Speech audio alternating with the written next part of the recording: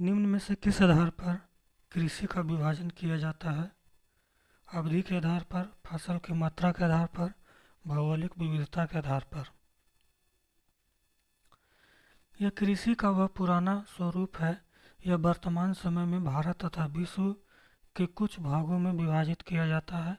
इसमें दूसरे नए स्थानों को साफ कर 1 या 2 वर्षों तक कृषि कार्य किया जाता है। इसके बाद पुनः नए स्थानों की खोज की जाने लगती है। किस प्रकार की कृषि है? स्थानांतरित कृषि। निम्नलिखित कथनों पर विचार कीजिए। जारा एवं एरका उत्तर प्रदेश में अपनाई जाने वाली स्थानांतरित कृषि का एक प्रकार है। कमान एवं बिंगा उड़ीसा के स्थानांतरित कृषि का नाम है। कौन सा कथन सही है? केवल बी। यह खेती मुख्यतः मानसूनी प्रदेश तथा दक्षिणी पूर्वी एशिया में की जाती है। यह सघन जनसंख्या वाले प्रदेशों की मुख्य विशेषता है। इसमें वर्ष भर कृषि कार्य किया जाता है। किस प्रकार कृषि को इंगित करता है? जीवन निर्वाह कृषि। कौन सम्मिलित नहीं है? पिसिकल्चर समुद्री केकड़ा उत्पादन, हॉर्टिकल्चर फल उत्पादन, एपीकल्चर शहद, ऑलिविकल्चर जैतून उत्पादन। निम्नलिखित कथन पर विचार कीजिए। अंतर्राष्ट्रीय चावल शोध संस्थान कटक उड़ीसा में, अंतर्राष्ट्रीय गेहूं शोध संस्थान मनीला फिलीपींस। दोनों गलत। निम्नलिखित का मिलान कीजिए।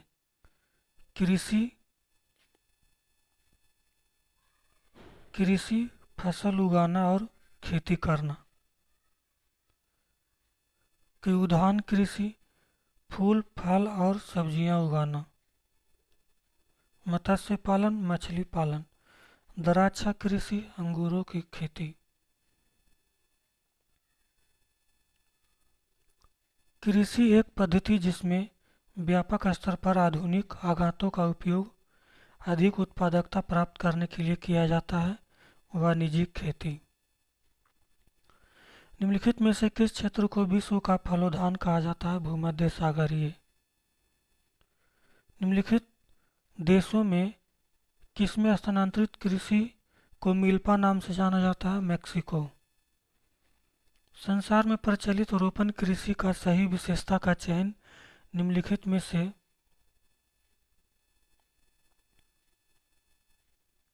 यह वाणिज्यिक प्रकार की कृषि है जो विस्तृत क्षेत्रों पर की जाती है। विशेष रूप से निर्मित टैंकों और तालाबों में मछली का प्रजनन कहलाता है पिसिकल्चर।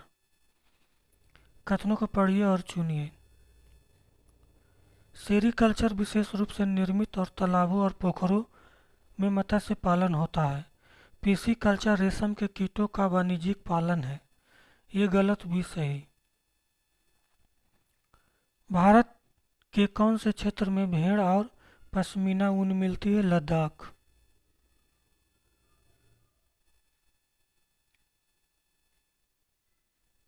निम्नलिखित में विचार कीजिए, सही विकल्प का चयन कीजिए। गन्ने की निजी व्यवस्था के अंतर्गत बागान मालिक अपनी स्वयं जमीन में गन्ने उत्पादन करते हैं। निजी खेती व्यवस्था में बागान मालिक या तो जमीन खरीद लेते हैं या तो दूसरे जमींदार से जमीन भाड़े पर ले लेते हैं और मजदूरों को काम पर लगाकर नील की खेती करवाते थे।